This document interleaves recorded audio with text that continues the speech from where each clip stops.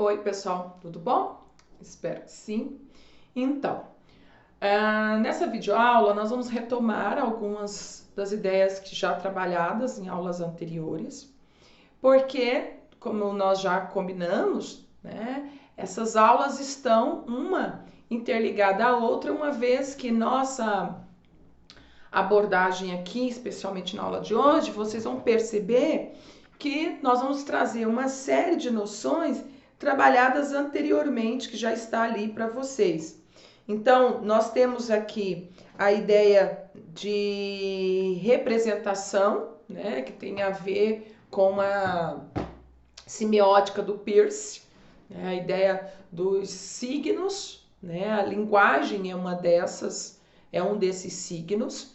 E nós vamos aliar a essa ideia, né, da semiótica de Peirce, a arte, a estética. Nós vimos que para o Peirce a estética ela funciona, né, como um fundamento para a moral. Isso é fantástico. Mas nós vamos explorar mais ainda, né? Fazer um jogo que não sabemos se o Peirce toparia fazer, que é aliar a esse desafio de ver na estética um jogo, um fundamento para a moral. Nós vamos jogar isso agora lá no cinema e junto trazer algumas noções, né, da psicanálise aí, colaborações do Freud, do Lacan, a princípio, para que a gente possa entender algumas dessas tramas. E a gente vai ter como pano de fundo aqui, né, o filme que eu sugeri para vocês ali, deixei lá na nossa sala virtual um link de a partes desse filme. Infelizmente vai ter spoiler, porque não tem como fazer essa análise sem trabalhar detalhes específicos de 3 personagens principais ali, né? Eu nem colocaria um protagonista nesse filme. Então, a ideia é pensar em que momento nós, ao sentarmos na sala de cinema, ao sentar na nossa sala, ou colocar uma série, um vídeo, né, sobre um cinema, independente do lugar que eu esteja, não sou eu que estou ali na cena, certo? Aí nós vamos fazer um exercício. Ao mesmo tempo que nós trazemos o cinema para o divã, pensar o cinema como um instrumento, certo? Um artefato, lembrando aí o Flusser, né? Aquilo que nós lançamos mão para tentar entender a natureza, que para o Flusser sempre é um desafio. Inclusive, lembrando do Flusser, essa ideia do cinema como um artefato para não somente, né, no sentido de comunicar e trabalhar o entretenimento, mas também de comunicar modos e replicações do comportamento humano. É fantástico. Eu também não sei se o Flusser concordaria com isso. Então hoje eu estou aqui desafiando Flusser, Peirce. Ainda bem que eles estão longe e não vão ver essa videoaula. Mas enfim, a problemática é essa. Na própria filosofia do Flusser, nós vamos encontrar ali, né, a ideia de que o mundo é codificado. Tudo possui códigos, né? E nós vamos criando, então, determinados artefatos para descodificar. A linguagem é um desses artefatos. Entretanto, a partir de um determinado momento, ela própria torna-se o quê? Um código. Então, ela torna-se também um código a ser decifrado. Ao ponto que uma pessoa não iniciada em algumas áreas não consegue compreender de fato o que quer dizer determinados, né, sentidos, signos. Então, se você vai para o campo da política, há todos signos, né, tratados no campo da política, palavras que têm sentidos próprios no campo da política. Se você vai para campo mais do engajamento social, também os grupos sociais possuem vocabulários próprios, símbolos, né? Os quais pertencem àquele grupo específico, em que o leigo ou quem não pertence àquele grupo desconhece. É o que viabiliza muitas vezes nós conseguimos a compreensão tal como ela deve ser. Ficamos de fora, certo? À margem do real significado. Então, mesmo, né, sobre essa insistência de que nós precisamos decodificar o mundo para compreender, à medida que nós decodificamos, nós criamos novos códigos. E daí realmente talvez faça sentido o que o Flusser disse, né? Que transformar esses artefatos em recursos para ludibriar a natureza e compreender, talvez, né, não seja suficiente para a gente dizer que de fato compreendemos a natureza. Natureza aqui, né, na realidade, porque ela se mostra então de uma maneira fantástica e que mesmo os códigos que nós criamos são limitantes, né? Bom, e aí nós trazemos aqui a psicanálise para esse jogo, né? Para saber se, como um artefato, ela ajuda a compreender melhor. E aí eu destaquei para vocês ali na nossa aula da semana passada, nas duas aulas nossas da semana passada, numa aula eu destaquei 2 importantes dramaturgos, ensaístas, escritores, eu diria pensadores, né, do humano, do ser humano, que é a partir da arte, né? Cada um à sua maneira, cada um a seu tempo, a sua linguagem, mas acaba remetendo nós, espectadores, à cena a qual ele se propõe a narrar. Então, nós temos o Diálogo, certo? Que é descrito pela própria comunidade, né, da psicanálise como um dos fantásticos indivíduos que consegue fazer com que a sua obra, seja ela no cinema, no teatro ou na própria literatura, se pôr como um espelho. E aí eu destaco ali com vocês uma análise, né, que o Allen possui uma capacidade natural de projetar espelhos em seus filmes. Através disso, consegue fazer com que nós nos coloquemos no lugar dos personagens. Esse ato de colocar no lugar dos personagens é algo que já acontece, né, lá no Aristóteles, que eu comentei com vocês, né, de purificação da alma, de expurgar, que é esse reconhecimento que há entre o espectador e aquilo que está encenado, a trama encenada, o herói, né, lembrando aí da poética aristotélica.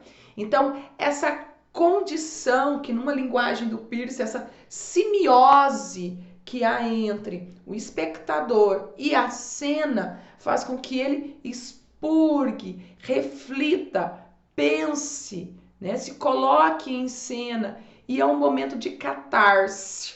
Então perceba que embora, né, nós hoje tenhamos aí recursos de linguagem diferentes daquela lá proposta pelo Aristóteles na poética, nós estamos falando de um mesmo processo, de uma mesma interação, que é de reconhecimento entre o espectador e aquilo que está sendo encenado, certo?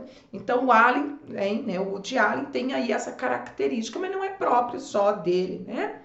Há destaque aí também, né, para o nosso querido Nelson Rodrigues, com os clichês assim meio trágicos, né, da condição humana. Quem conhece um pouco de Nelson Rodrigues sabe que ele gosta de explorar o universo feminino. Muitas vezes por conta dessa exploração que ele faz, né? Sem nenhum pudor, despudorada, ele traz à cena aquilo que é cruel, que é cru, e aí muitos o condenam, né, por essa exploração do feminino. Mas essa própria ação de condenar, de julgá-lo, né, obsceno, traz também, reforça também um comportamento do espectador sobre a obra que retrata uma condição e uma situação social, cultural. Então, percebam, né, que essas leituras e releituras vão nos jogando na sala, né, de análise. Ora nós estamos como espectadores, ora nós estamos como um próprio psicanalista, né, fazendo uma análise da cena, outra hora somos nós que estamos no divã. Então é um jogo interessante de se fazer quando pensamos, né, nessa forma interessante de abordar a arte, certo? Que nós nos propusemos aqui, que é a partir do viés, né, da psicanálise, da semiótica. Vamos ver o que a gente vai conseguindo tirar disso e que vai também transformando a nossa forma de receber a arte, receber o objeto artístico, nos transformando também em novos espectadores e em novos pacientes ou analisantes, certo? É interessante. E aí, uma coisa que eu acho fantástica do Nelson Rodrigues, que eu destaquei lá para vocês, é que ele vai sim trabalhar uma outra área da psicanálise, né, que talvez fica muito restrito ao profissional da área, que nós vamos trabalhar aqui de uma forma bem, né, lata, claro. A nossa intenção aqui é pensar como a arte reflete esses comportamentos e a linguagem, né, da psicanálise entra aqui como um artefato, certo? Então, o Nelson Rodrigues tem condição de nos fornecer aqui instrumentos para pensar alguns gatilhos que levam aí a neuroses, perversões, que são retratos de muitos dos seus personagens. E também, né, dos personagens dos quais eu sugeri que vocês assistam lá o filme, a gente já chega lá. E aí eu vou destacar aqui com vocês algo que eu já destaquei lá na nossa aula teórica, que é uma nota da Ângela Lopes sobre a trama construída, né, por Nelson Rodrigues. As noções de destino, fatalidade, vingança, incesto, infanticídio, o pudor marcará uma série de personagens femininas, como eu disse para vocês. Nelson Rodrigues tem essa mão, né, de trabalhar com o feminino, como as primas da peça Doroteia. É uma peça fantástica. Existem para download, para quem gosta de literatura, e essa trama da literatura com o social, com o político, com o cultural e com o psicanalítico, com a psicologia. É fantástica a obra de Nelson Rodrigues. Então, mulheres, né, marcas de algumas mulheres dessa peça, como Clarinha, não tem quadris, da mesma forma que a linguagem das Drummond, né? As primas de Doroteia cultivam o orgulho, a vergonha eterna de saber que possui um corpo nu debaixo da roupa, mas seco, felizmente magro. Então ele vai mexer aqui com a questão dos desejos, do erótico, certo? Do que é tabu, né? Do corpo. Qual talvez o elemento que mais, né, sobre ele mais recai tabus, que dão o próprio corpo. Nós vamos trabalhar daqui a um tempo, né, a ideia do corpo como uma representação, certo? Como um artefato estético. E aí vai ser bem interessante. É a forma de, talvez, de desconstruir alguns mitos e construir, né, formas novas de pensar o corpo, libertadoras às vezes, viu? Bom, e aí a dose nossa né, de hoje é de Freud, um fragmento que está lá em uma obra dele, se eu não me engano, eu tenho aqui, pera lá, tá aqui, né? Tenho aqui numa obra completa do Freud, mas tem esse aqui, O Mal-Estar na Civilização, certo? Em que o Freud se dedica a pensar o homem em torno da cultura, tá? E como esse homem começa a desenvolver determinados gatilhos, né? Como a cultura possibilita isso para neuroses, perversões, né? Bom, vou citá-lo aqui. O homem se torna neurótico porque não pode suportar a medida de privação que a sociedade lhe impõe, em prol de seus ideais culturais, e conclui-se então que essas exigências fossem abolidas ou bem atenuadas. Isso significaria um retorno à possibilidade de felicidade. Parece fora de dúvida que não nos sentimos bem em nossa atual civilização. Bom, o Freud vai trabalhar a ideia da cultura e da civilização como modelador, né, moral. É a cultura e a civilização que vai modelando, né, aquilo que nós depois, né, assimilamos como correto, moral ou o inverso disso. E aí eu deixei lá para vocês uma trama, né? Sugiro que quem não assistiu assista, até porque é uma trama não como acontece muitas vezes no cinema de Hollywood, né? Com o fim já esperado, é surpreendente. Talvez eu não conte o fim aqui, o final, que é uma produção cinematográfica dos irmãos Coen. Os irmãos Coen é uma dupla fantástica. No cinema, eles têm essa capacidade de retirar, né, aquilo que está nas entranhas do humano e explorar isso de uma forma um tanto quanto diferenciada, fora dos clichês que geralmente a gente encontra nos filmes, né? Você, nos 10 primeiros momentos do filme, você já sabe qual é o comportamento de todos os personagens, o perfil, né, de todos os personagens, já sabe o que esperar de determinados personagens, e muitas vezes nós conseguimos até decifrar um final, certo? E os irmãos Coen conseguem trabalhar aí, provocar uns arranjos narrativos interessantes que nos surpreendem, mesmo quando a gente faz esse jogo, né? E até porque eles lançam a gente nesse jogo aí de tentar descobrir qual é a de cada um dos personagens dessas tramas. Bom, eu deixei ali para vocês a sugestão do filme Onde os Fracos Não Têm Vez.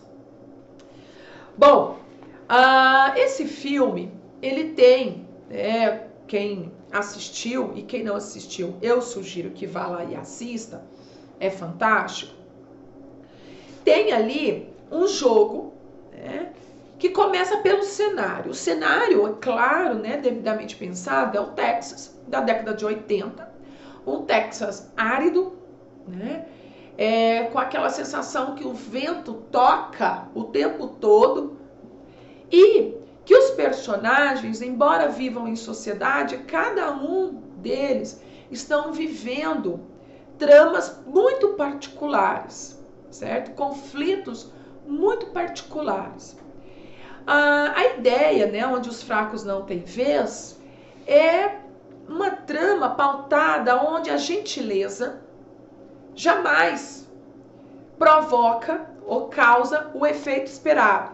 Gentileza, né? Nós já ouvimos essa frase. Gentileza gera gentileza. Na trama dos Coen, não necessariamente. Os personagens têm seu destino no acaso.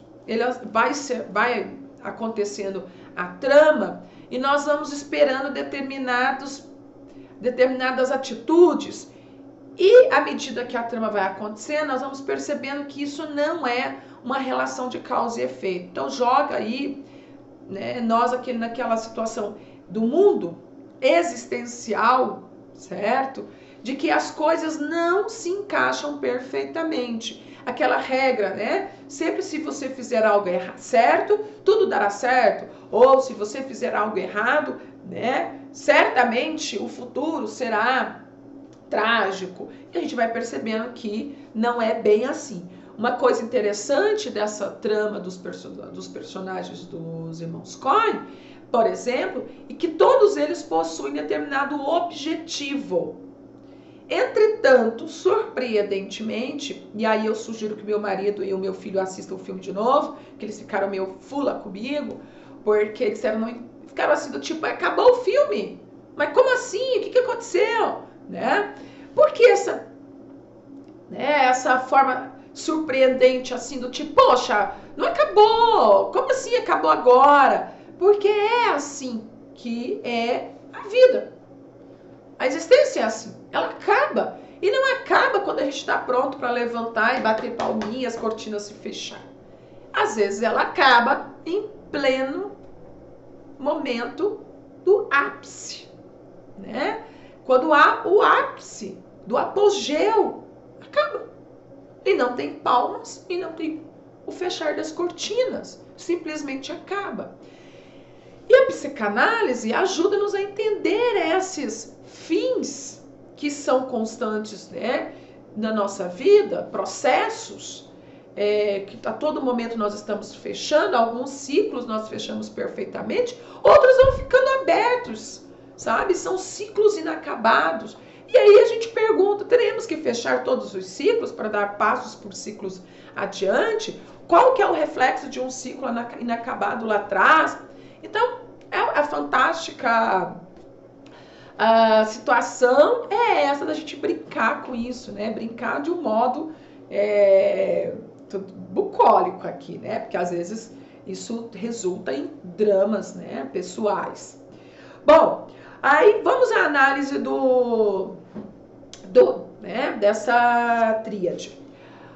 Eu tô dizendo tríade porque nós temos 3 personagens ali, né? Nós temos o Shigar, né, que é um psicopata com aquele cabelinho, que ao mesmo tempo que nós olhamos para eles e ficamos, eita, esse cara é meio estranho, aquele cabelo, aquela forma, aquele personagem frio, ele também nos atrai. Ele ao mesmo tempo que causa esse estranhamento, mas é uma figura que você parece desejar decifrar, né? E fica no ar. Por que ele é assim? O que fez ele tornar-se essa pessoa, certo? E o filme parece não conseguir decifrar isso. E não é por conta, talvez, da incompetência de roteiro. Não, é a intenção do roteiro. Pelo menos parece ser a intenção do roteiro. Então temos aí o psicopata, né, o Shigar. Mas ele não é um psicopata convencional também, tá? Temos o Moss, né, que é um sujeito de uma vida, parece, né, levar uma vida pacata, tranquila, nada assim de diferente, mas que é jogado em uma trama quando ele está ali, né, caçando, e ele se vê em meio de uma chacina em que parece ser um acerto de contas entre grupos, né, extremamente violentos, gangsters, traficantes, sabe-se lá. Acontece que ele encontra uma maleta de $2 milhões ali, dando sopa, e um sobrevivente, tá? E ele rouba a maleta, ele faz, né? Ele leva a maleta de $2 milhões embora. Só que antes disso, ele percebe que há um sobrevivente, e esse sobrevivente clama por água, né? Naqueles últimos momentos de vida, ele tá ferido, etc e tal. Bom, mas ele vai embora. Nós temos o xerife, que em certo momento do filme ele passa narrando cenas. É alguém que se vê fora já daquela realidade, embora ele seja um xerife, é alguém da lei, ele é contra a violência, ele tá... Em algum momento do filme ele chega a fazer uma observação que houve um tempo que no Texas, né, até mesmo o xerife andava desarmado. Então ele tá assim, de uma maneira triste, né? Amargurado, porque a sociedade torna-se cada vez mais violenta. Então, a gente tem uma sensação, pelo menos essa é a minha impressão, vocês depois podem colocar aí a de vocês, que ele tem um certo medo, tensão de se tornar alguém do outro lado, né? Aquela história do Nietzsche, de tanto olhar para o abismo você pode, né? Ou de tanto lidar com monstros você pode tornar-se um. Parece que ele fica fazendo esse jogo aí. Mas ele já não se encontra mais, já não se reconhece mais naquela função de xerife, alguém combatendo o crime. Então nós temos esses três personagens que, né, pensando numa tríade do Lacan, parece um eu ideal, o ideal de um eu, né, e o super-eu.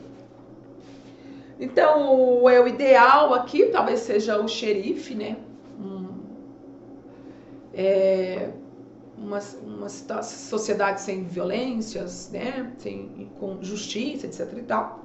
Um ideal de eu, né, que alguém que consiga decidir o certo e o errado, talvez o Moss, não sei, né, e o super-eu aqui, que é encarado, né, pelo nosso Shigar. O super-eu, ele funciona como esse que é o justiceiro, o cobrador, né?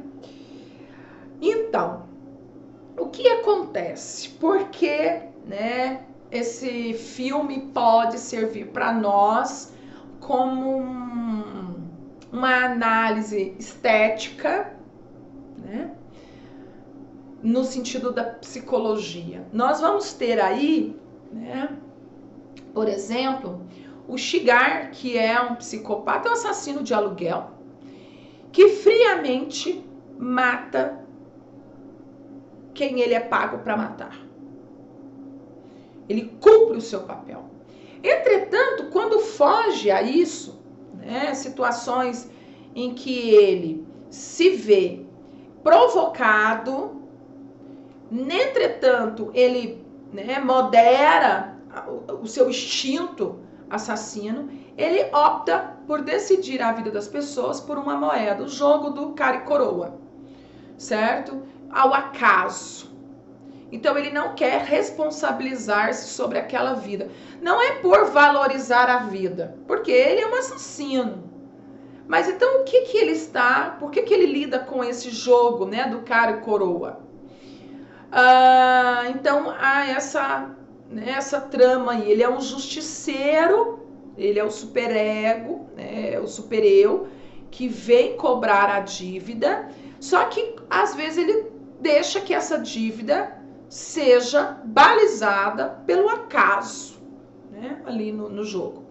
Nós temos o Moss, que aparentemente parece ser um sujeito tranquilo, que decide levar o dinheiro, uma maleta de dinheiro, 2 milhões de dólares, de um grupo, né, de assassinos ou de traficantes, né, marginais. Ok, poderíamos pensar, ele agiu certo ou agiu errado? Bom, qual que é o errado de se levar 2 milhões de dólares de uma gangue? Certo? Qual que é o certo de deixar esse dinheiro lá? Então, né, Moss leva. Só que ele, naquele momento, ele recusa dar ajuda para o sujeito que está lá baleado nos seus últimos momentos de vida e pede e clama por água, né? Um suplício de água. E ele vai embora para casa e à noite essa imagem, essa cena consome ele. Ele se levanta e volta para o deserto com um galão de água para, né, atender o último pedido daquele indivíduo. Para sua trágica surpresa, né, ele é identificado por homens que estão ali, claro, atrás dos 2 milhões de dólares. O indivíduo que havia pedido água foi, né, sumariamente morto,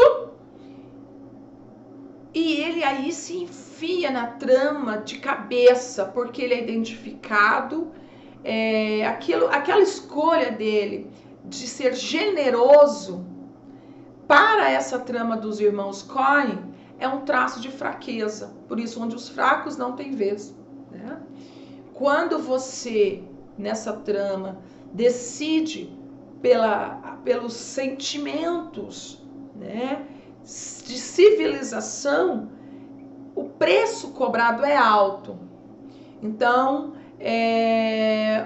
essa trama dos irmãos Coen nos faz ver a sociedade sobre essa cortina, né, entre quanto vale decidir ser correto e quanto isso lhe custa, mas também tem a outra moeda, quanto lhe vale ser frio, porque isso também lhe custa, certo? Então,